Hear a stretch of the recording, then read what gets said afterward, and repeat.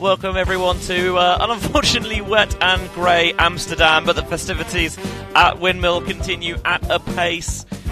The fourth and final round of open and women's action in the Swiss draw for you now, and we're in the open division for a matchup of two national sides. Austria up against Spain. Austria with the slightly better Swiss draw coefficient at the moment. Spain trying to overhaul them, and both of these sides currently at the moment on the bubble, looking to try and break into that top 8. For Spain, Austria sits 7th and Spain sits 10th. So this game could have a big say in deciding who makes the bracket at the end of the day. I feel like when the teams are that close together, Benji, it's whoever loses this loses their chance to make the bracket. According to how the algorithm, if you take the algorithm at half a point on the algorithm roughly equals 1 point in game, then it has Austria about a 1 point favourite for this one. We'll see if it plays out in that manner, as the Austrians will begin on offence. So these two national sides, you've got to believe the Austrians coming here ever so slight advantage. They want to send it deep as often as possible. We've heard they've got a lot of gunners on their squad, whereas the Spanish, and I think this will serve them a little bit better in these conditions, we know they like to move it quickly. Yeah, they do not let you settle as a defender, constantly keeping things moving, changing those angles of attack. So we'll see how they go from here. Had a couple of really impressive performances at EUC last year. Less so to open this match up, as Austria immediately shut it down. They go for the inside to get that offensive rolling. The Austrians have clearly done their homework, knew what to expect. High arcing pass all the way across. And how smooth can they be in the end zone? It's going to be a pick call. Yeah, that is going to send that one back. Dalmo is pleading his case.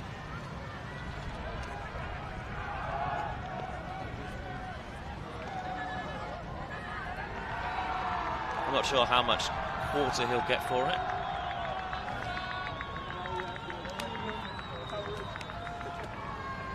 Austrians have a much larger roster than their opponents, so you wonder, fourth game of the day, and the games come thick and fast, one on, one off all the way through, so you wonder how much gas Spain have left in the tank.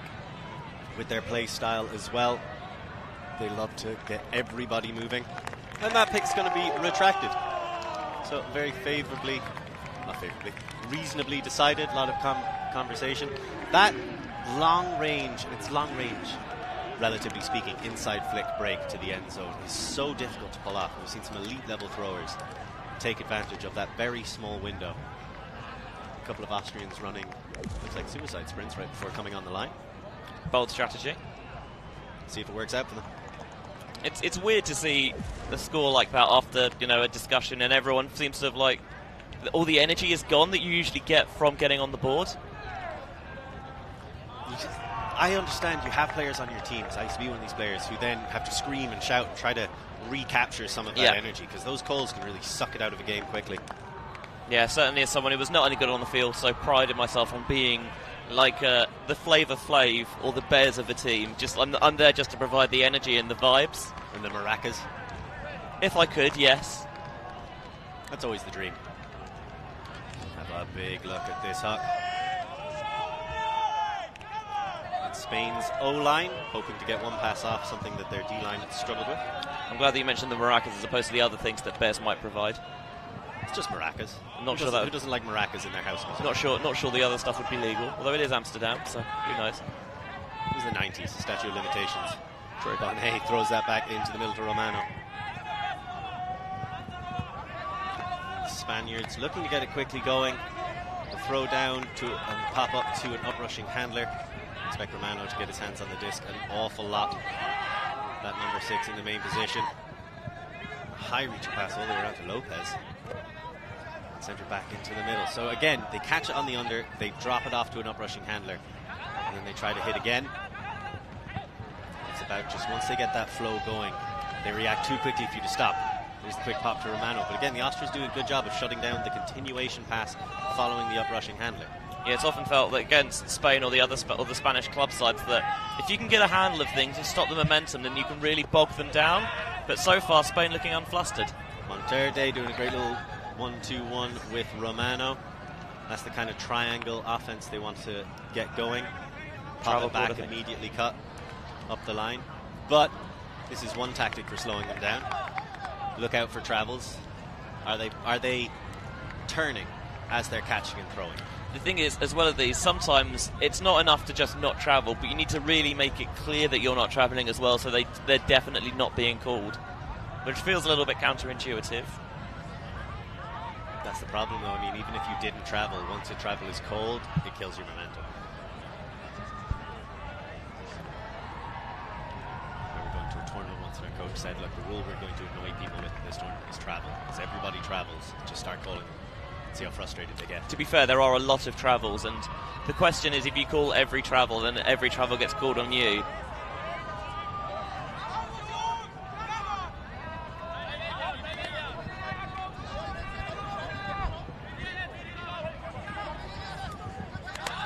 Romano with the disc. Back to Monterde. Monterde gets it to the far sideline. That far sideline. Jose. And they center it again. It's Lopez. Quickly across to Monterde. And outstretched hands, outstretched legs, getting a little bit of a trip. Pasco. Really great effort. You've got to stretch full forward, reach out as far as you can. Yeah, you wonder if the conditions here, you know, maybe you associate Austria perhaps being more adept at dealing with these sort of conditions than you know, the sun and the sand of Spain. See how the Spaniards respond. Pasco, that hop in over one line, but not the right one. Monterde has an option in the back corner, just goes to the quick dump back instead. And there, the pass over, and nicely done with a casual little jog all the way to the near sideline. Diego Lorenzo with the score. Yeah, none of those passes was more than 5-10 yards really, but that's Spain's MO. They will continually take those short options, bounce it around, maybe find some little inside seams and see if they can get off to the races, but you know, they're not necessarily thought of as being a big play side. They will slice you and dice you, and they will play at pace, and that is how they will defeat you. The classic death by 1,000 cuts, and it'll be stylish as well while they'll do it. So you see here, these are the death by 1,000 cuts, and then they try to slow you down with those travels. You can see again, they pop back, they don't mind taking that loss because so immediately someone else is coming around to get it on a quick under. What Austria did a great job of is once that first under and then pops back to the handler, is he looking at an open cutter again, and can he continue to basically chain those pops the entire way down the pitch? And they couldn't there against Austria. Austria did a really good job of tightening up on the second throw, limiting the options of the Spaniards. So 1-1 right now. It's the Austrians who are ahead in the rankings.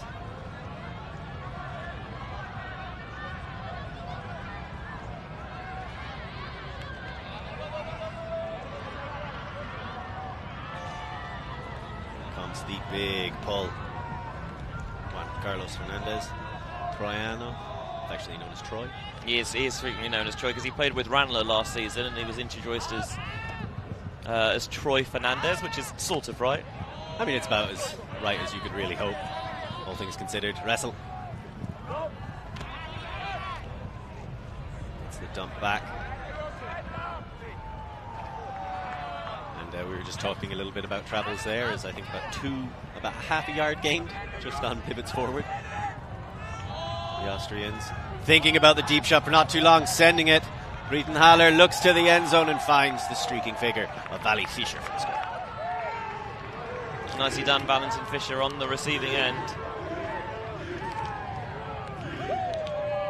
Looking pretty smooth that time for the Austrians. Neither side had really been able to generate the sort of defensive pressure that they would have liked early on. And you think that, you know, maybe again, last game of a long day, especially if you only got in this morning or last night, that you might expect teams to perhaps that cleanliness of their offense to have disappeared, but it looks like in the end that actually it's the defences that are struggling, that feel like they need that extra pep in the step. Which is naturally going to start to happen. It gets a little bit more difficult to keep up with people. I think I have quite enjoyed the Austrian defense so far in terms of stymieing the Spanish. And something we know about the Spanish offenses from Euros last year, they got a couple of unorthodox looks. Not just a style that's fairly unique to them and other more beach-based ultimate communities, but even some of the structures and the plays that they have, a little unorthodox, a little hard to predict. Kind of like that pull, which is now coming backwards and lands within Austria's own half. So I don't think that's how they intended that one to go. No, pretty much going to give Spain a red zone start. But that might be a good idea, so then you can cluster the defense a little bit more and they're not able to just put half of your team behind the disc as they run away from you. Against teams that really thrive off the deep game, absolutely I see it. Think about Japan doing that in that World's final against USA. God, nearly 8 years ago now, blimey. But yeah, that's not Spain's MO, and I don't think they'll really mind starting with a short field. Oh, the hand block! Huge hand block, excellently done. So Monterde tears off to cover the deep cut in response to Austria. Back in it. Big swing into acres of space. Got to get yourself some land. Ulmer going back. So your earlier point about the defense seems the Spanish are really trying to step up. That's not an easy throw. It unlocks a lot. There's a huge hammer all the way over the top. I don't mind seeing a bit more of that. An incredible grab right outside the end zone. And then a blade. Not even a blade, a straight up knife from Ulmer, who is, I mean, he was all over the shop on that point, wasn't he? Got the block on the force, and then making himself available. The huge hammer comes up, and Ulmer again comes down with it. And a little bit of a missile delivered there as well, in the end, to Herfinger for the score. Yeah, Ulmer was just all over the place, didn't really have an answer for him. Can we talk about that celebration a little bit more? Was that a battering ram celebration? It could be a battering ram. I personally... Sorry, I just heard that the sign-ups for the beer race. The very important development in the Windmill schedule, yes. The important bits, of course, because it's not just about the ultimate here at Windmill, it's about the extracurriculars. Wait, hold on, there's ultimate at Windmill? What? No, I think you're confusing that with EUCF or something. Oh, what a hand block that was. It's just reads it and picks it. Getting it from the other sideline as well. And here's the wonderful thing. That's a double happiness. You get the hand block, you throw the hammer, you have enough time to regret throwing the hammer, which I think is a really great sign. And then Ulmer, you described it as a knife, not a blade. That was a battering ram. As you see Spain generally going for a bit more agility, not quite the battering ram approach themselves, but rather a constant running force. Romano.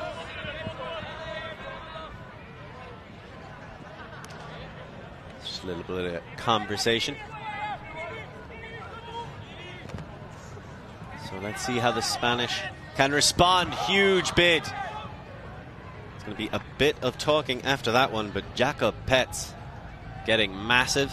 Yeah, Petz could well have cleaned it out, and while he avoided a majority of contact, didn't completely come through cleanly, and a stoppage. Could have cleaned out his own shoulder as well, the way he landed. He could. But Jimenez stayed strong. He has Troiano immediately ahead of him. Yeah, there's only one way that was going to go. Deep shot was momentarily available for Spain. They decide against it. They go back to just working those unders. But normally they don't want to hold the disc for longer than 2 seconds. And it seems like Austria are consistently pushing that stall count up to 3, 4. Brilliant inside break to Romano. He's staring at an open end zone. Waiting for his players to get free right in front of him. They do, and that's a little bit more like it. That Romano to Troiano to Jimenez for the score. Yeah, and utilising break side flow well there. Once they get up to speed and they get the disc moving quickly, it's tough to get a throttle on it. So the best way is to never let it start. Just be close, and a lot of the time the offense for Spain can look very congested. They don't stretch the field vertically like a lot of teams do. They're happy to play in those tight spaces, the ability to get free in a phone booth, so to speak. As we have a look, there's the big bid from Petz. Yeah, I think you just see the swipe of the arm on Jimenez.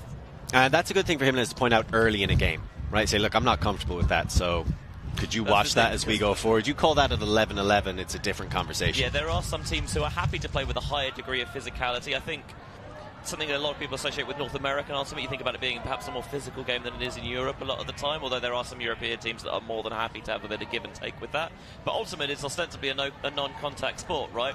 And so it's always played to the level of the team that wants the lower degree of contact. It's a self-officiated non-contact sport, exactly. Yes, so exactly you have to establish the level of physical contact you're comfortable with early, and you do that by making these calls. That's why generally my opinion is, especially at the highest level of sport, is if you're going to call, you have to call it early, because when the game starts getting to those late stages and people are throwing out calls like their timeouts in a game of basketballs, we see a huge shot.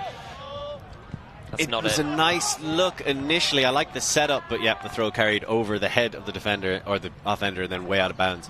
Yeah, I agree with your point that this is where you call the really ticky-tack travels very first throw of the game. So you can call it on universe and no one thinks you're badly spirited. It's exactly how it works. You can't let somebody get away with something for 3/4 of a match and then when you're like, right, that's now I really care. Part of good spirit is, is calling things on a consistent and even basis. If something is if it's a foul on the first point, it's a foul in the last point, right? And likewise, expecting that, if you would call something, that it's fair for the other team to call it on you as well. As Dalmau picks it up, looks for options downfield. Foul away from the disc. It was just a little bit of contact in the dump position. So Lopez with the disc. I assume he's going to get to keep it, and it'll just be a stall to 0. There's a foul elsewhere. Yep, that disc going straight down to 0. Nice loud call, thank you very much. Although technically it always comes in on stalling 1 rather than 0. As any rules nerds will know. Yes, and technically gravity is just a theory. Well, we'll see that theory tested right now. And lots of bodies. That was always going to be a big ask for Miguel Jimenez to go up against those large Austrians. Yeah, tight on the sideline as well, so you can't necessarily go up and fully attack it because you need to make sure that you keep yourself in bounds. And you know who can go up and fully attack it? The Austrians, yep, because they do not care about that one iota. We saw a huge layout, I believe, in the Mooncatchers Canada game earlier on. They followed the same rule. Maybe was it on the first point? No, not quite. First turnover, I think, for Mooncatchers. Yeah, that one's out of the Austrian late hands. in the first half. Almost rescued it. So now Spain, exactly where they are, they're most dangerous. They go back to Jimenez. And a lovely little shimmy, fake, shake, and score.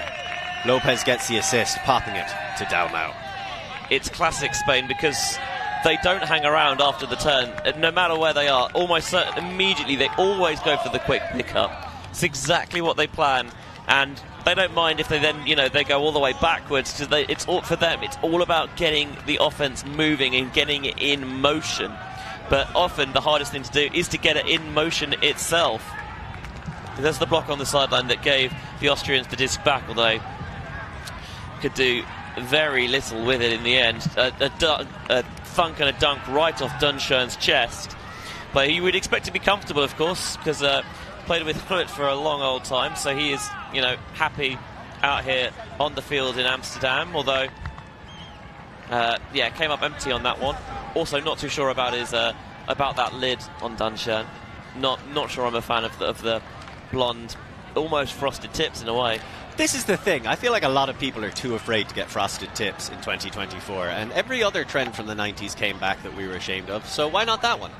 Or I suppose the early noughties. Like, people used to love frosted tips, and I used to love mocking people with frosted tips. I was so excited for them to come back. Here. Get in the same way we mock tips. people with mullets. Oh, God. So many mullets came back, and it was just one of the best 3 months of my life. All these mullet jokes that I couldn't tell for like 10 years, and all of a sudden everybody was like 19. First off, it's easy enough to mock teenagers as it is, and then they get silly haircuts.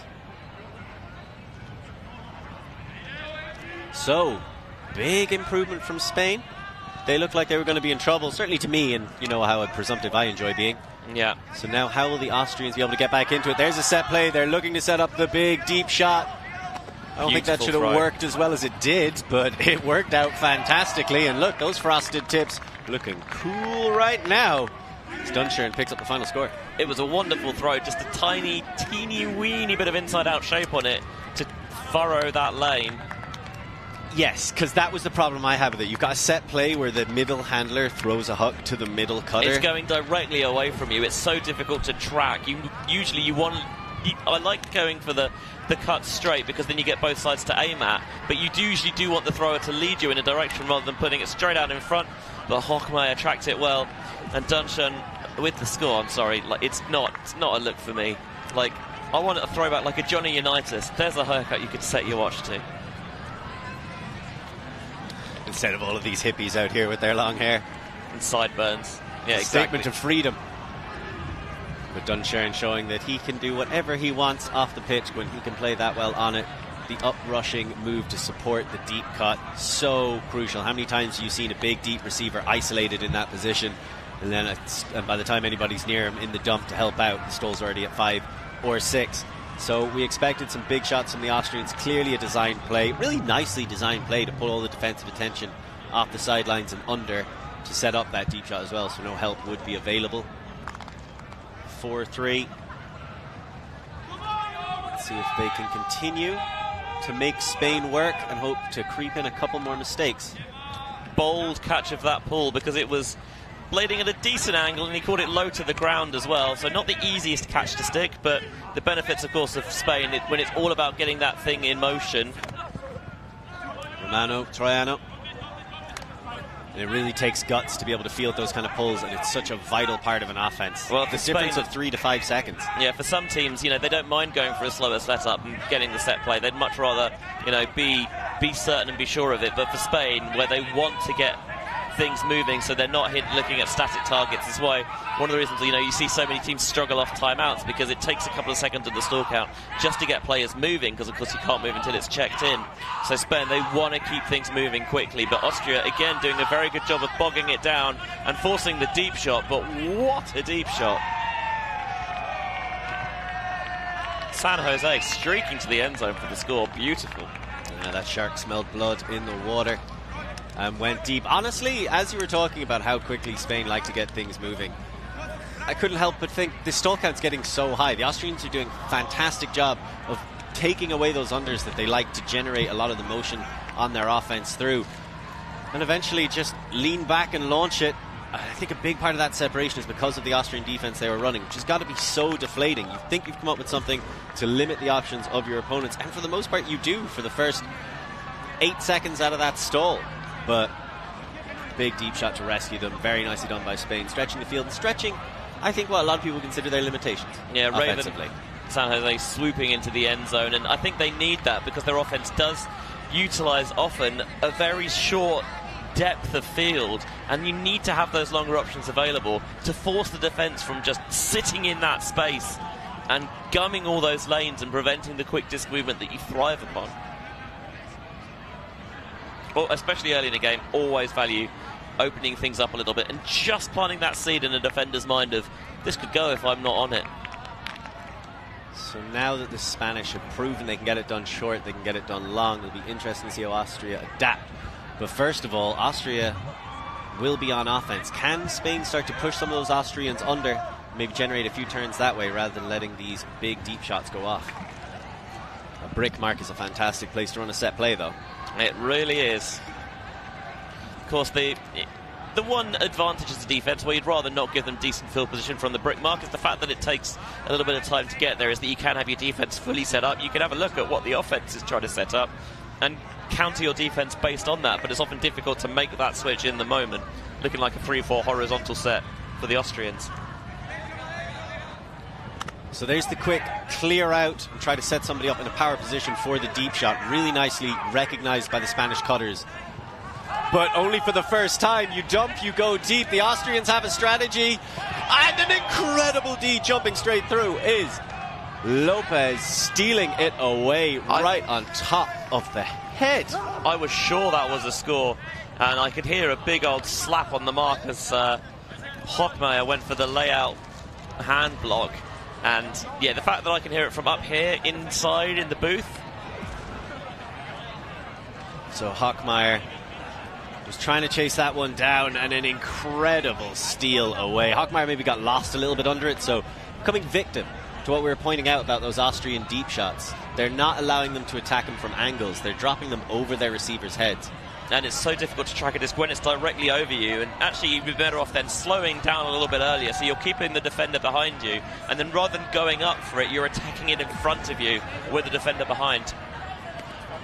So this is Hockmeyer trying to get back and spare his blushes. I would have to say that's a foul, Benji, but it's a close one. Yeah, I think it didn't look like a perfectly clean release, at least. They're going to have a debate about how much contact there was, when the contact was, did it affect? Let's have one more look. Let's have another look. Treat ourselves. Let's get the super slow-mo.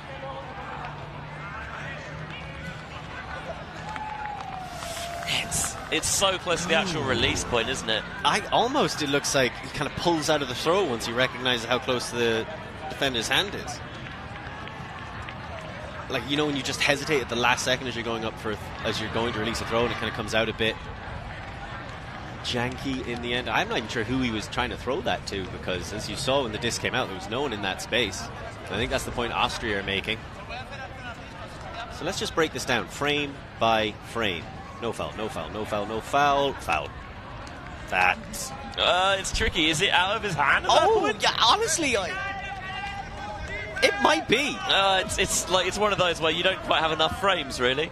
Let's do the classic zoom enhance. That'll work. Yeah, let's get some CSI Miami up in here. I'll be honest. I think contesting this and sending it back is a perfectly fine result. Sometimes it feels a little bit negative that you can't come to resolution, but when it is that close, you know what? Okay, we're not going to agree, or it was that close that we don't know. Let's just get back and play. Send it back. Do it again. And then that comes back into the middle in Dalmau. So Dalmau working in that backfield space with Lorenzo. And a brilliant heads-up awareness block. You're in the open channel, turn around and get that D. And now the Austrians, the sun is shining. Is it shining on them? Some fantastic offense. Just the big switch all the way across the pitch. And then almost shut down. Eventually he's able to find the form of Breitenheller for the score. That's about utilising the full 360 degrees, the full depth as a pivot, because you're not just thinking about going laterally and side to side. You can go a little bit backwards and create those angles and really rake it around. There's the block, just sitting in the lane, waiting and baiting that throw. And that is a filthy release. Beautiful wide stance, gets low, fakes low, throws lower. Really effective stuff. How do you feel about bookends when the person who got the D got the assist? I think that's still legit. I think that's totally legit. I think I'd call that a double happiness, but not necessarily a bookends. That's fair enough. As we see, Breitenheller, he was the one who got that score. A nice little cut. That's just about creating a little bit of space on that break side to make it open. Honestly, it looked like Austria are starting to get gummed up a bit. But you've got some fantastic throwers on that side. Trying to establish themselves again. I think for a little while there, the Austrian program, the women were outshining the men. And on the junior level, they were struggling to really push players through. They seem quite strong this season. See how Spain come back at them. Little high release flick break. Very nice. Pasco gets it down the line again. So this is quick movement. I thought the deep shot could have gotten there. I thought that twice so far on this point. Great rescue. So just about. It's Troiano with the disc. Got it off Lorenzo, and then he pops it down the line. They are not getting huge separation on these points, or on these passes even. But so often that's the case for Spain. They don't need huge windows to throw into, because they back themselves to make the tight, congested catches and to fit it into narrow windows. Didn't work that time though, as Lorenzo sends it down the line and Troiano gets blocked. It's just one of those where it sits up a little bit too long, and he tries to go up for it, and it continues to elude him, and then you've got a longer mark behind him in Haider. And he can just slap that one away.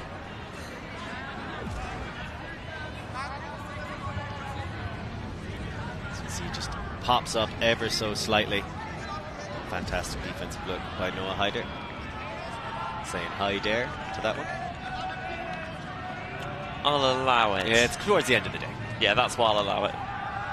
And immediately, nice switch recognition by Spain as Austria had the front of stack go deep. out of a 2-5. I always love it when a D-line comes out in 2-5. The fundamentals. Centered back into the middle of the pitch. Or at least they tried to. Didn't work out, and here comes Spain right back at them. Yeah, the quick pick as ever. Troiano quickly pops it back to Monterde, and Monterde tries to lead, and it's a spectacular grab. Absolutely sensational stuff by Spain. I could hear you calling it before it even happened, when you can see he's bidding for this one, and it was immaculate from Diego Jimenez. I mean, absolutely nailed it. Perfect form. Almost like he knows there's cameras watching. Diego Jimenez comes up with the massive, massive layout catch. The second goal of the game, and yeah, we're not going to have many better than that, I think. So let's just see, it was always going low, and he go gadget extendo everything to get that one. Again, Spain, it's a disgusting release. I mean that as in not a derogatory way, yeah, but it gets so low to the ground that how on earth are you getting a piece of that? Even if you go for the foot block, your foot's probably going to come up a little bit too high. So it's just, again, utilising the full potential of that release point, getting low, getting it around the mark, and when you get a layout at the other end, I think you can be mighty proud of yourself. Spain themselves a lot of admirers at last year's European Ultimate Championship. They were great fun to watch on stream, and they popped into Limerick Late Night Live as well on one occasion to kind of give us a little bit more extra insight into their style. It was a pleasure to talk to them, a pleasure to watch. So let's see how Austria is still in the driver's seat. Big shot, you know they want it, and with that much separation, what happened there? There is no call. So two incredibly free players. In the end, it winds up in the hands of Jan Novak. I don't know how big you are into your combat sports, but you're probably familiar with the phrase "styles make fights." And I'm not saying this is a fight. Obviously, it seems to be being played in good company. But the idea of it really is a clash of styles, because for Spain, it's the almost tiki-taka style where they do bounce it around nice and quickly. But for Austria, it's bombs away, all guns blazing, really utilising every blade of synthetic grass, and the big man Jan Novak, who we usually see actually in the club scene, not in Austria but in Italy, of course, playing for Cuspla Fossa, back with his national side here, and a very handy addition to have. What really impresses me is how ready Austria are at all times. So you think you've done a good job shutting off their design deep looks, but then they recycle it around. As soon as somebody else gets into power position, the huck is coming again. To be playing a team like Austria, who are already scoring this many hucks on you, and to have two people that free in the end zone of their defenders, just shows how relentlessly they pursue that deep game, and how much trust they have in their throwers. So it is always a threat. A little bit of help defense wouldn't go amiss. I think certainly there have to be some adjustments made, because at the moment, yes, maybe the deep throws aren't as easy to execute as some of the shorter passes, but they've given themselves so much room for error a lot of the time. There's a nice little bit of styling. Romano gets it straight across to Jimenez. Lorenzo Jimenez, and just about down the line to Miguel Jimenez. And he's getting it back, and there it is, the pop, the uprushing handler. He wanted the inside shot to Castro, had to put it back in his pocket. Instead it goes back. Romano sends it down the line, centered right back into the middle. Castro pops it across again, and now you find it back from Romano. He received it from Garak. Romano across to Jimenez. Lorenzo Jimenez throws his mark, and then a beautiful push pass and quickly finished off. That's that Spanish style. Isn't it sumptuous? Just a little bit of spice here in Europe, and that's not something we're wholly acquainted with. Well, Spain does have the largest density of Michelin-starred restaurants in the world. Is that true? Yeah, the Basque that country. That must infuriate the French. I'm sure it does. Well, a bit of France is arguably Basque, right? But yeah, we're getting into that. Okay. Up there in like San Sebastian, around there, Bilbao. Yeah, just thought you might like to know that. I would argue that Basque is neither France nor Spain, but look at that Basque. push pass. Isn't it good? And like Let's just bask in that push pass. True. Romano catching it on the run in towards the end zone. It's in and it's straight out of the hands, in stride. Yeah, that was the best we've seen Spain's offense look so far. Austrian marks, they're trying to sit off a little bit to gum lanes downfield. But if you're not that close, it means you can take the reset and you can give it and get it back without the defender right up in your grill. You're taking something away, but you're giving them something else. Exactly, and it seems like the linchpin of this Spanish offense is the up-rushing handler. So almost if you were to go reverse force middle and just force sidelines, or something to that effect where you give the mark a little bit more freedom, let the downfield cutters be aware that mark needs to flash across. If you're getting beaten, yell help, because you can see your handler. As soon as he throws, he goes. No matter who he is on the Spanish side, he's gone. If he's making that up-rushing handler move, like, say, Romano's going to do quite a lot of, or indeed, as we saw Jimenez take on in that point, Lorenzo Jimenez. It's still 6-6. I mean, for all of our gushing about the Austrian, or about the Spanish offense and its style, Austria is still in the driver's seat. I mean, their deep game has been mighty effective, and, you know, these two sides, very different styles, but seem pretty evenly matched, as the algorithm suggested they would be. So Novak gets that through. Okay, the Austrians showing a little bit of their flair. No, they just wanted to set up another deep shot, and they score.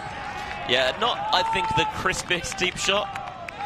Floated it a little bit, and you're running out of room slightly in the back of the end zone, but Rafael Panitz didn't seem in the least bit worried about it, with the defender on his back shoulder. Didn't panic at all.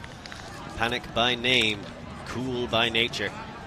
I feel like he always had the position, so he's always in quite a confident place, but that was Novak who just got that nice little inside shake to Dunshern. Dunshern is well acquainted with catching a disc and immediately looking for a half pitch length leading pass. Huck adjacent throw. Yeah, utilising the full depth of the end zone. You don't always have to cram it in at the front cone. You don't always have to. It'd be nice every now and again. It's a little bit of fun. But I have definitely seen. I reminded of the French Nationals final a couple of years ago. Isno versus Chak in the Open Division, as it always seems to be. But the last 3-4 points, both teams seemed to forget that there was a whole end zone you can use, and both became obsessed in just asserting their dominance and trying to cram it in the front cone. Absolutely bonkers. Great fun. Out of curiosity, how physical did that game descend into? I've seen less physical boxing matches. I mean, if you're watching boxing these days, sure, 10 rounds of dancing. So Austria, I personally love the simultaneous clap. It's a good way of getting yourself synchronized. As this disc floats down and out, really nicely read.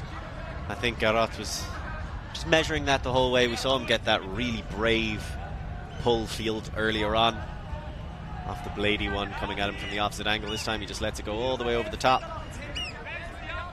If Spain can hold here, we've got a Galaxy point.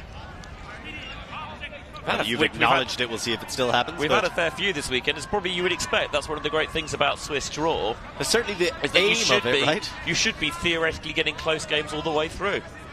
Romano starting it off, as he so frequently does. There's cuts coming from lots of different directions. He gets back to Garot, who immediately throws it back to Romano, as he so frequently does. That quick reset offense from the Spaniards. Back to Garot, sending it down the line. Absolutely textbook Spanish offense. Monterde. And already they're right back outside of the end zone again. Has to apply the brakes a bit there because there was no one beyond, and I think maybe could have looked into the backfield and just tried to get it moving a bit earlier. So there was a turnover. And back. So the Austrians with a chance to extend their lead. Personally, I blame you for this, Benji, for pointing out the fact that they were getting quite close and maybe had a pretty good chance of making this a Galaxy point. So Austria, all of these hucks that they've been scoring on recently have been coming into the end zone that they are now defending.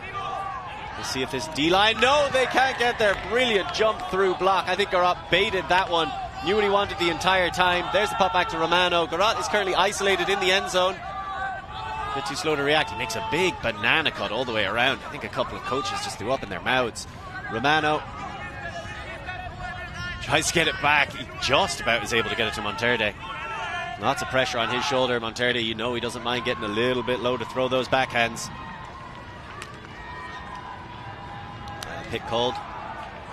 So it's just called by the defender.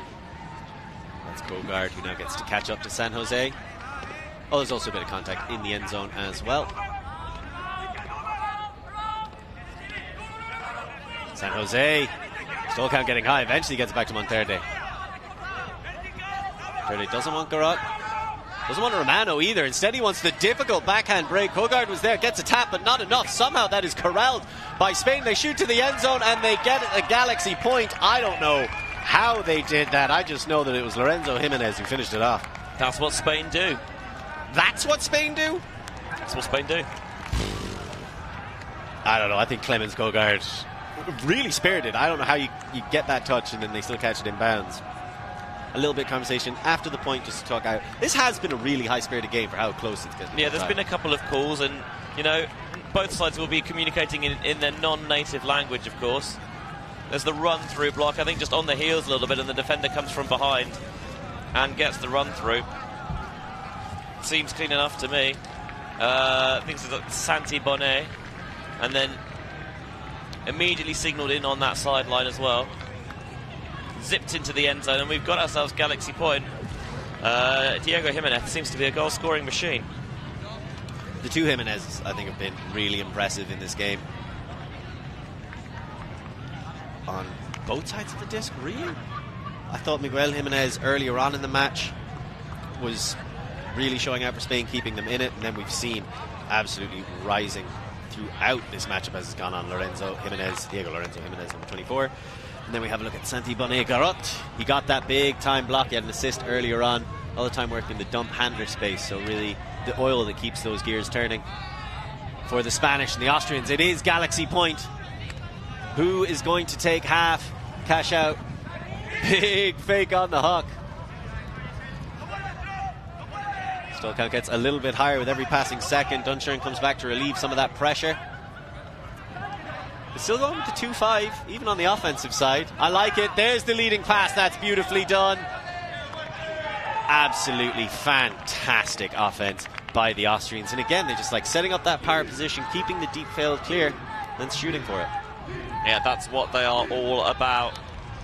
Again, how are we clearing out these deep spaces? How are we setting them up? And the deep cut is generally the same idea. It's coming straight down the middle of the field, and it's giving the thrower the opportunity to lead them into whatever space they like. Austria, again, nailing the option and getting into the second half on serve, up 8-7.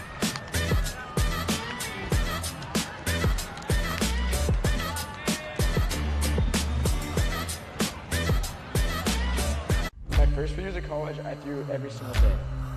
Of course you want to be a champion. Of course you want to be working towards winning title.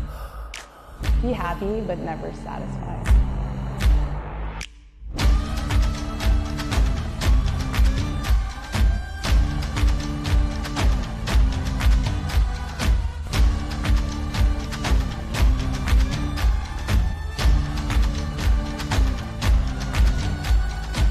Better than ever.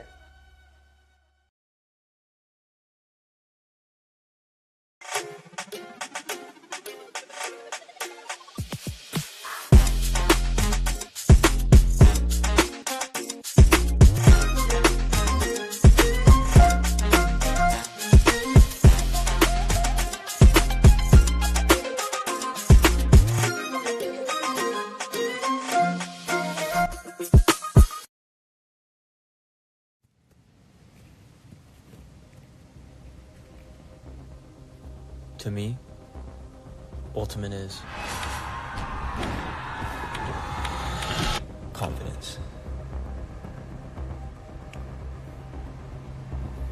Confidence that my focus, my hard work will pay off. I push. So when I step out on that field And look at the 7 across from me, I know that they aren't ready.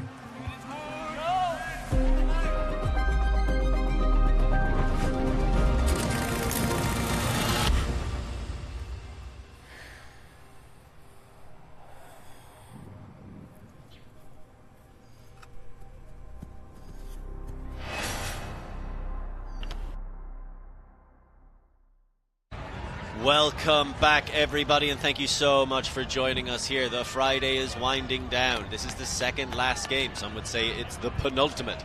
And it is 8-7 to Austria. As you see them pulling, they were able to hold serve throughout that half. It was a close run thing, Benji, but plenty of action we saw. Plenty of action still to come. Both these teams fighting for a space in the quarterfinal berth. Austria coming in and ranked 7th in the point standing right now. And Spain were ranked 10th. So a big win here would do wonders for both sides. That's Gurat. He had a huge run-through block towards the end of that first half to help save his team's blushes. We pop it back in. Castro. Romano. And those flicks, some of them come out kind of high. It's rather enjoyable. Lorenzo Jimenez. And there, that one somehow finds its way into the hands of a receiver. I honestly have no idea how Lopez was able to corral that. Gets it back to Gurat. He sits down to find Romano. Big bidding Austrians coming nowhere near the disc in the end. Romano shoots to the end zone, and Lorenzo Jimenez picks it up. The Austrians are going hell for leather on the attempts. You cannot fault the effort, but Spain are just able to find those windows, those creases almost, and just iron them out and work through them. It's the basis of their offense, and if you call back to the very first point of this game, they tried to go that inside break. Austria immediately recognized what was going on and just stepped down and knocked it out of the way. And I thought, okay, maybe they're kind of wise to what the Spanish are doing, but a good hour of running back and forth, and it's resulted in the Austrians getting a little bit more undone. Yeah, last game of the day as well. It's going to be tough. 7 apiece, and holds 5 of those clean for both sides. Spain maybe a little bit cleaner overall, and they're generating more break chances than the Austrians, but they've not been as good, as efficient with them, as they've both only been able to punch the one in. A little surprised by that, to see as close as those stats are, the Spanish are ahead, but they're not on serve, so they're technically down in this game.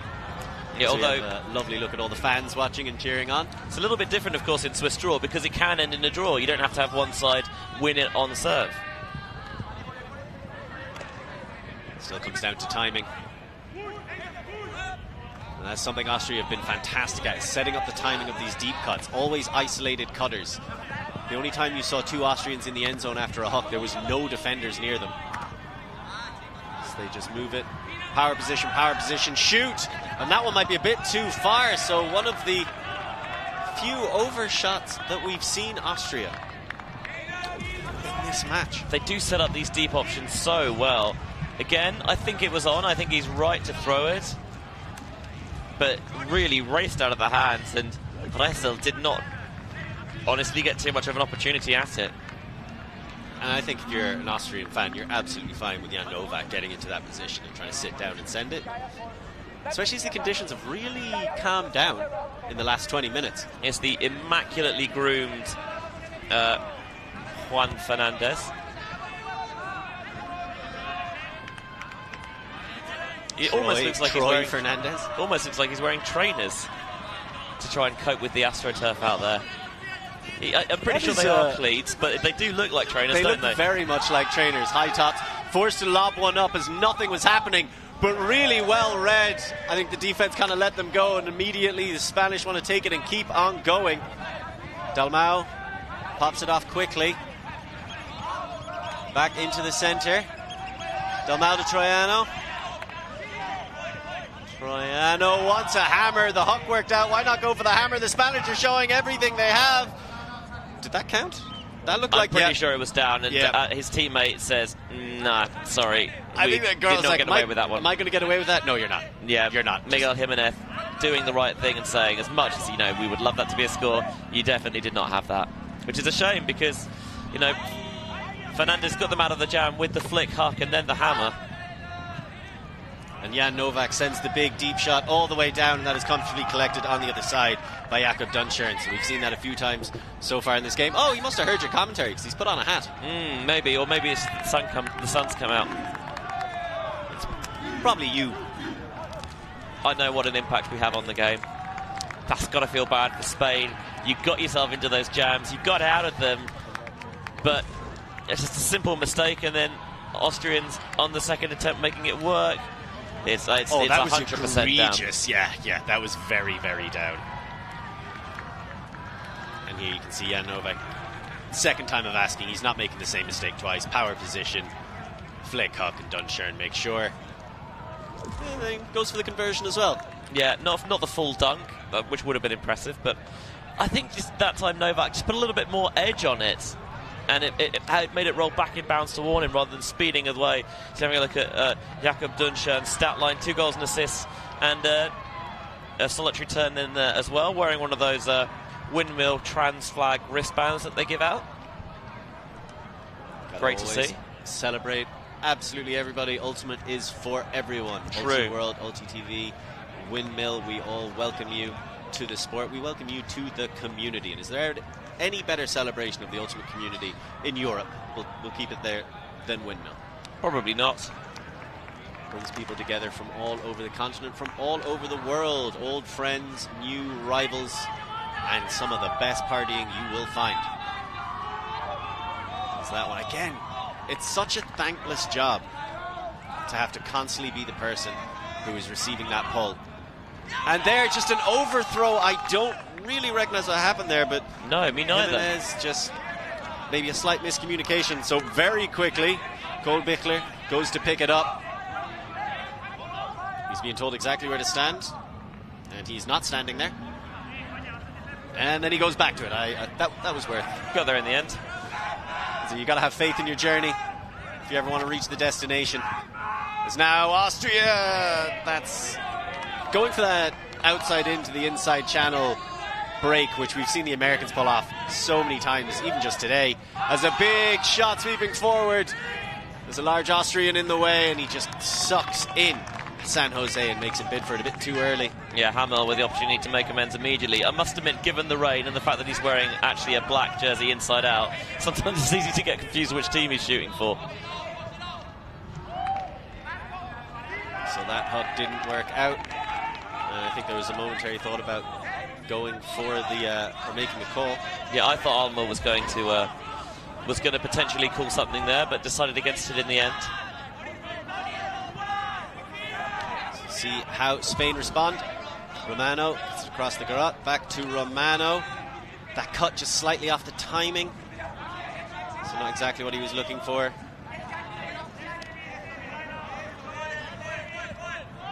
But still just the giving and going. Lopez getting involved now.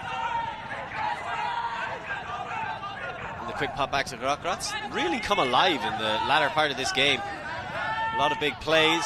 Romano with that high release flick to the break side. Finds San Jose, finds Monterde. Back to San Jose. He wants to lead Garot. Garot takes that one. Just outside of the Austrian defense. This is Spain going much quicker. All working down one channel. Now Austria try to crowd the disc. Put a bit of pressure on Monterde. He needs the dump. That's a fantastic cut by Romano. Puts the defense on his back shoulder. Attacks forward. Jumping in on the wrong line. And there's the right one. Garot. He deserves that point. Yeah, there was one point in that I really liked from Santi Bonnet-Garot, where he's catching it and he's the furthest player forward, but he doesn't wait to have people come on it, because as he's catching it, it's leading him slightly, and he sees that there's no one there, so immediately bang, catch, turn around, dump off, so they can keep that pace and that tempo that they thrive upon. The other thing is, because as you described it earlier, it's about they always want to get their offense moving. The reason for that is because they always want to get the defense moving. The more that they make you run, even if it's these small bursts, the more decisions they force the defense to make, the more chances the defense has to get one of those decisions wrong.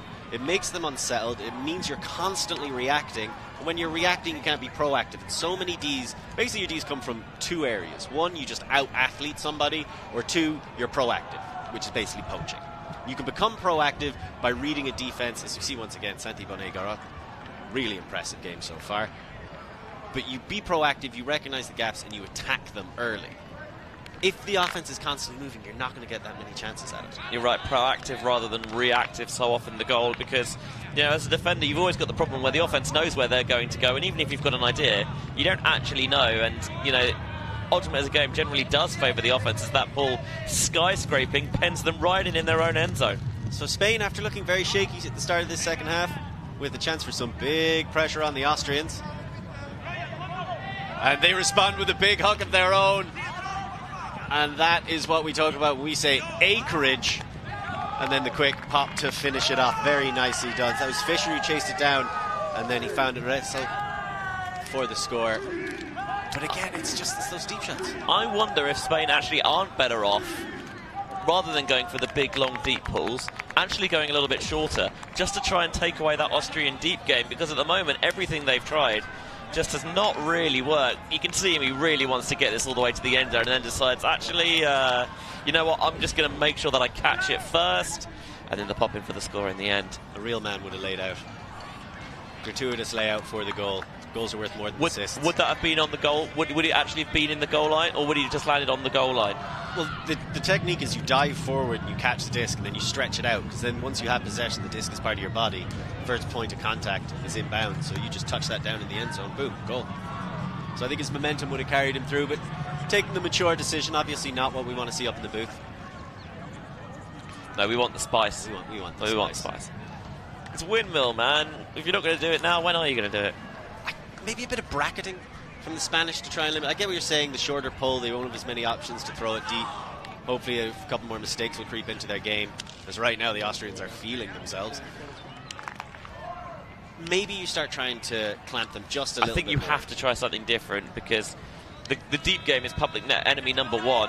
Maybe it's actually less in the back and more at the front, where you're thinking, how are we changing the way we mark the throwers to stop them getting these deep shots off? We get a little bit physical, so they stop getting these up the line cuts into power positions. Yeah, Novak just dishing it out. Yeah, maybe get a little bit flatter on Novak to really stop those deep shots going up as Austria get the turn. A very unfortunate drop, and there's the scuba over the top. That is a thing of beauty. Absolutely spectacularly done. So is that Jonas Barth who collected it? And I was a big fan of that throw. I must admit, when Kogard put that up, I thought he scooped a little bit too much and it was going to allow the defender, but it dropped perfectly, and the battering ram of defense comes across once more, and Austria open up a 2-point lead for the second time this game. Couldn't keep hold of their first one. It's just if they can do it here. It's only their second break. Big fan of the break line having point celebrations, because they really deserve it. It's the same one though. You've got to vary that up a little bit, in my opinion. It's a practice tournament. You've got to make sure you get it right. Brilliant scuba, used to perfection. That's just a turnover you never expect the Spanish to have. The quick pop, and this almost looked a little bit Spanish from the Austrians themselves, but like you said, Clemens Kogard, brilliant throw. Yeah, the wind has certainly died down from where it was earlier, so you know you have the ability to just sit that one out into space a little bit more. We'll see. Spain haven't really deviated much from their standard game plan. And I'm a little curious, coming here as a national team, and they don't really have anything else going on this season at the national level. Yeah, so many teams have targeted this tournament as their big pre-Worlds warm-up.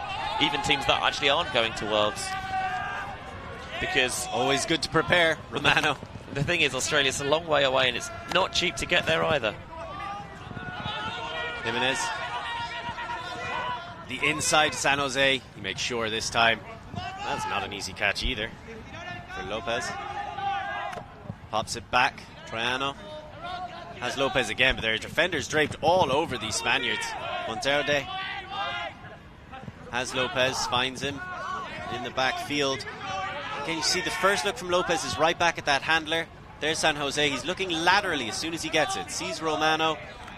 And that high release flick break sets him up on that side. Then San Jose with a quick finish. That was much more like it by the Spanish in 11-10 even.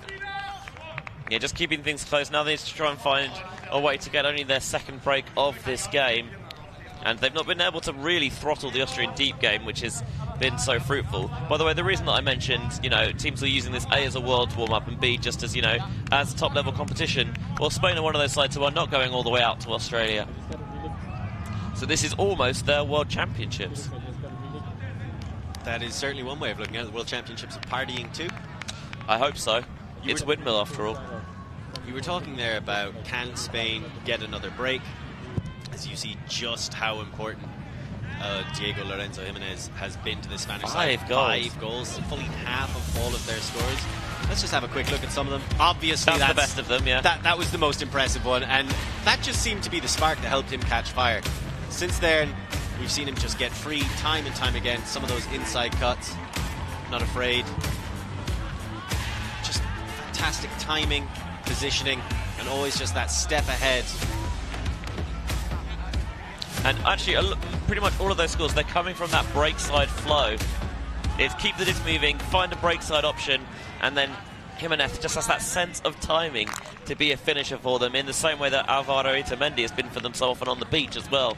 Just often you won't necessarily see him all the way through the point, but you look at the stat line in the end of it, and he's got 6 or 7 goals.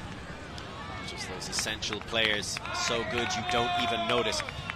Spain looking for a break. They have currently got a 10% conversion rate. That means they've got 10 turnovers off of the Austrians. They've only scored 1 break. That's less than ideal. Launching deep, looking for options. Will he find Romano? There's going to be a bit of discussion. Do you think Romano's upset about that? Valentin Fischer is pretty sure that he had that. I must admit, Romano had position, so I would be a little bit surprised if Fischer was able to get 2 hands on it. Did you know Romano could speak Italian? With the hands, yeah, again, one of the things we found out last year is how to use those Italian hands. We're going to need another frame-by-frame breakdown.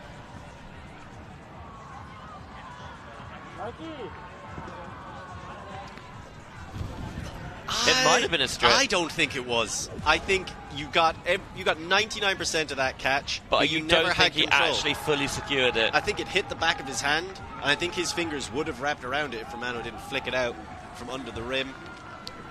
That seemed to be effectively a retraction, right? It was. It looked like the hand signal for a retracted call to me. Yeah, I'm not sure that he ever actually has that. I think it's in and out. Hell of an effort, though, by Fischer. 100%. Not faulting that at all, given that Romano, was in the better position. So Romano earns the disc back. This is break chance number 11 for the Spanish. Getting it across. So this D-line has seen a decent bit of the disc. Obviously, you see Romano out there, clearly starting to bring a couple of players over. Gets it straight back. Oh, and there's a slightest bit of a touch, but it isn't quite enough. Lopez.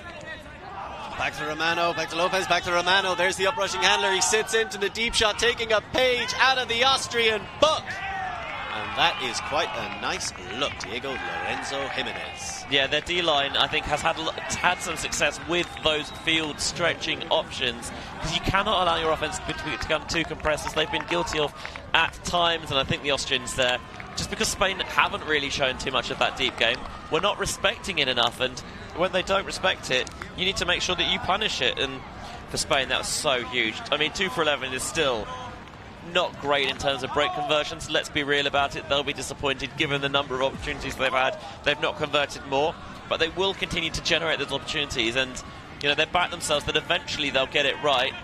And if they can maybe hit on something a little bit defensively, that's a slightly more impressive up there from oh look, it's Diego Jimenez for the score. 6th Isn't score. that strange? Oh, yeah, surprising. It was Romano throwing it to him. Over half of Spain's goals have gone into the hand of Diego Lorenzo Jimenez. No, it's Ravi Vasudevan. What's he doing here? Former editor-in-chief of Ulti World for the Europe. And he is warming up for his next game. Former host of Eurozone. We don't talk about that. Back when it was good. Was it ever good? No, that was the joke I was going to do. Thanks for that.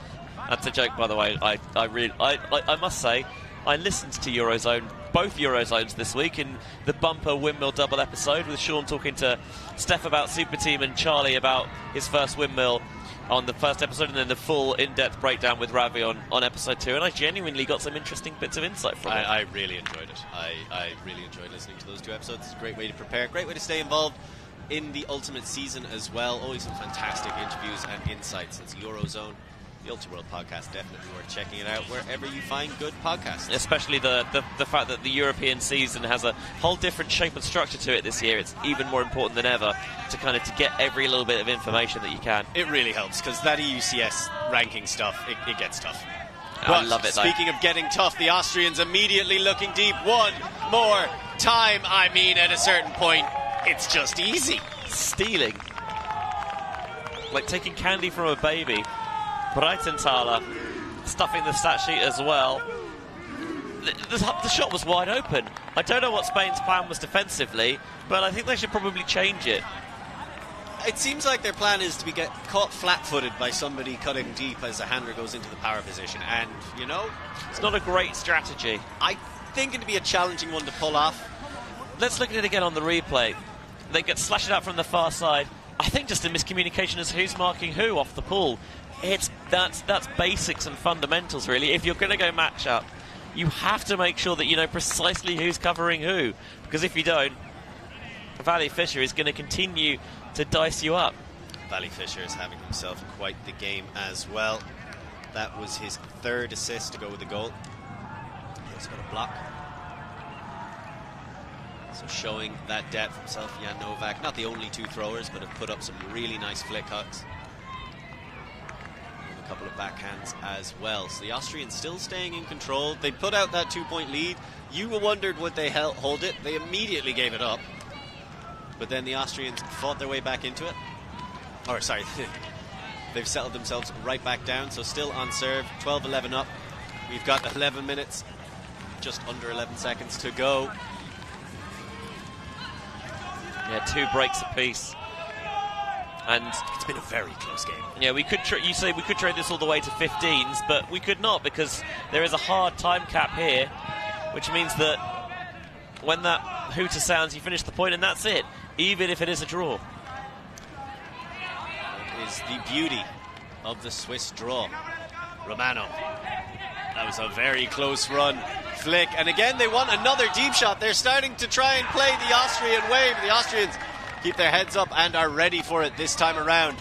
Lightning fast response, looking to move the disc quickly. Almer gets it back into the middle in the waiting hands of Kogard. Pops back to Almer, sweeps it across. Kolbichler, back to Kogard, back to Kolbichler.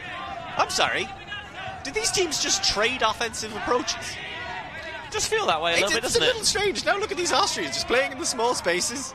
Lightning fast. Almer and Kogard just passing it back and forth like they're Romano and Jimenez. And Romano and Jimenez doing that uprushing big deep shot as if they were playing for the Austrians. So styles make fights, it seems. Right now they're stealing each other's finishers. Bump on the mark. A little bit of conversation about it as well. The actual block on that deep shot was interesting because it's a really awkward position when, again, you're losing side of the disc, but he was able to have that recognition of just knowing when to stick that hand up and get the block. A lot trickier than it looks. The jumping behind block. So you have another look there. This is definitely a foul. Yeah. Kolbichler almost being forced to push off. Okay, we're back into the action. He's right outside. He needs to get a dump off to somebody. He is able to in the form of Petz. Petz sends that down the line. A fantastic layout. Block Monterde over the shoulder and out of nowhere. Able to steal through and get that big time D. So Spain saved some blushes and saved another 2-point deficit. Bend but don't break. Got into the red zone, but once there, they slowed them down. They couldn't find the scoring shot. And Monterde sneaks in with the layout. Jimenez. San Jose. Jimenez. Thinks about sending it deep, puts it back in the pocket and says, Lopez, come back under if you want this disc. San Jose is just so tireless in that mid-space. We're always talking about Romano and the handlers, how they move it around. That was a lot of pressure, perhaps born of the enthusiasm of youth.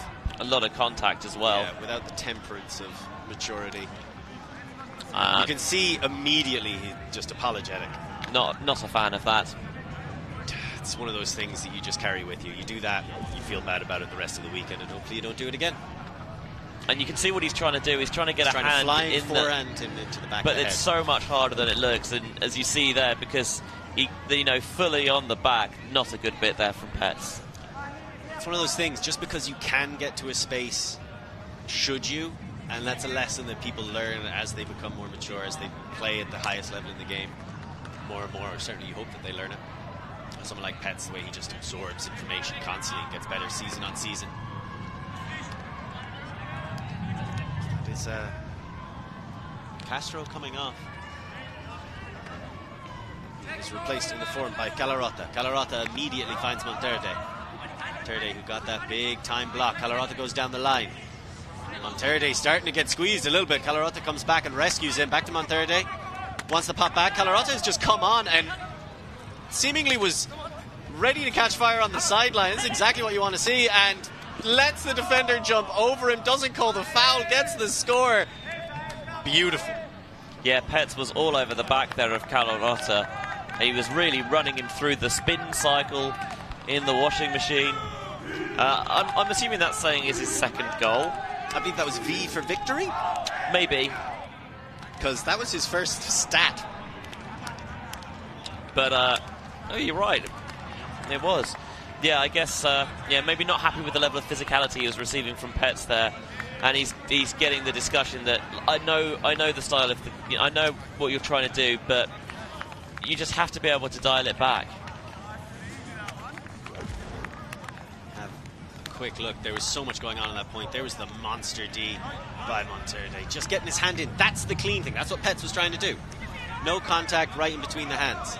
Then you can see the flying forearm into the back of Castro's head. Almost seemed like he got stepped on. Calarota came on with a vengeance, just taking the young man back to school as Petz.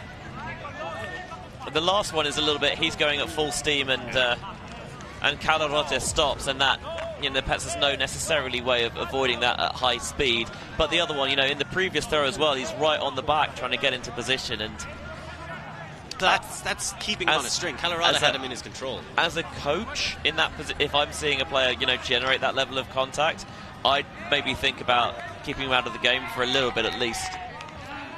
That's not something I would want from my teammates necessarily, I think. So we are all tied up 12-12. And what you want from your teammates in a moment like this is someone to step up and make a big time play. There's the pop back into Novak. Goes up the line. He comes back to Fisher. You've seen him throw bombs. And he goes for another one. Kaboom! Down comes the hammer, as they say, Who towards says the that? back of the end zone. I've heard multiple teams use that. I don't think it's original, I'm afraid. Well, then I will save my consternation. Thank you. Appreciate that. Valley Fisher with 4 assists now, plus a goal and a block, a couple of turns to his name, but he's still been such a huge part of what Austria have got cooking up offensively. Zings the hammer down that far side for the score. Every time Spain get themselves back on level terms, Austria just again able to keep their noses in front. Spain have never led in this game, despite the fact it's been tied on multiple occasions. Spain got time to push this one, and the next point might be the very last. Even when you look at the stats, they're so even all the way down between breaks and break opportunities, between blocks on both sides of the disc. If anything, it almost looks like Spain have been ever so slightly doing better. But the Austrians, I think, have just too much variety in their offense, and that's why, like you say, Benji, they've just been front runners this whole game. Spain have been trying to pull off something similar, introducing the hucks later on to an extent, but Austria, a couple of hammers. Tried that short game, didn't quite work out. Plenty of hucks. 2 breaks apiece. Austria, again, as they've always able to be, just keep Spain on their back shoulder, box them out almost.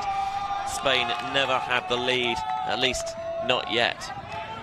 You just gotta tease the fans at home, don't you, Benji? Hey, until that's the thing about Frisbee, you just got to play it out. Romano. San Jose to Monterde. Monterde has a few options down the field. Jimenez is one of them. Doesn't want to send it. Holds on to it. Stays holding on to it. It's going to get a foul called on the dump cut. Bonnet. Garot. They're going to have a little bit of a conversation about it that I can almost hear from up here. It's always such a difficult discussion, saying if you were both moving and you're in my way, because you're not allowed to just run straight through me. If I'm coming into that space as well, you don't get that right. But the rule is if the defender's moving, the offender's moving. That's a foul by the defender. So we have another look. And you can tell us at home, do you think this should be uncontested? Because it is the stall back to 0. Monterde immediately popping it off to Romano and then cutting in that small window. They love it so much. Throws his defender to the floor with a backhand break, or the backhand fake even. Back into the middle. Bonet gets it, pops it to Monterde, and there is the bobble. A little unexpected. It's the second time Spain have fumbled. And a huge shot right out of the hands of Kogard. Austria have nobody in that space. I'm not entirely sure what he saw. No, me neither. So now as we enter the final 2 minutes, those backhands so low to the ground. And there's a big shot. He's looking, he's leaping, he's languishing. Yeah, he tried to snatch that one early with the trailing edge, but I wonder if he had maybe a little bit room to run it down. Stoppage on the field. Lopez might have winded himself with that big bid. It looks like it's away from the disc, maybe on the deep shot. Some contact potentially on the throw from Romano. That seems to be the discussion on the foul. Kogard is getting a bit too physical. It's going to be contested. As we have another look. So there it is. I wonder if it's the player running through from behind that's actually generating the contact. It certainly looks like that is what happened. It's going to be uncontested.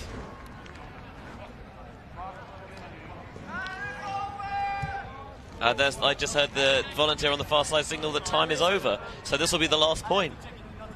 So Spain with the disc looking to tie this up. It's not going to move them up the rankings, but Austria, depending on how the other results have gone, will be able to hold on to their position in the top 8. We'll check out all the information at Windmill to see as the scores update. Nicely on to Bonet. Bonet down the line, he is able to find the form of Lopez. He has Romano behind him. He has to go with the inside, but it's finding no black jerseys and just sails through the air and into the ground. Through the action. And a huge hawk. Austria want to end this just how they began it. They're looking. Hamerl's underneath and he takes it down. The strong hand to keep off the defense. He's on the end zone line. He wants to put it. He would have preferred to throw it closer, but it doesn't matter. Austria 14-12. That is game. Just again able to continually pace themselves out in front. The final hooter went, and it meant that point was going to be it. And when Hamel put that up, I thought he's thrown this away, because it looked like the edge was going to continually take it away. There's how Spain surrendered the disc for what would prove to be the final time. But spectacular layout going away. Goes with the two hands just to make sure he secures it. And I think Christoph Angeter can very rightly be pretty proud of his work there. Fantastic. Look at the distance on the slide. I thought there was no way Angeter was getting to that one, but he managed to close the gap. Even like you said, the trailing edge was always going in the wrong direction, but that little assist from the gods, you could see it just pop up ever so slightly. He's able to chase it down. No surrender on that pursuit. And a narrow Austrian win, just as the algorithm predicted. All hail the almighty algorithm. Never doubt the algorithms. We're going to have another look. Austria, at times it looked like they were getting away with a few things. They definitely didn't ride their luck at points, I'm pretty sure.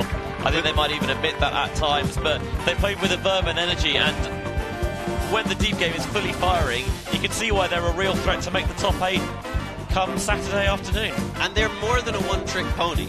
Yes, they like to shoot deep from that up-rushing handler position, but they've got those breaks in front of the end zone. They've got the hammers over the top, as well as the absolute athletes to chase those all the way down. And Spain, no slouches themselves, but no movement. We've got one more game, so there'll be no movement from you either. Keep it here with Ultiworld for the final games of the Friday, as we say, well done to Austria, who won 14-12 over Spain.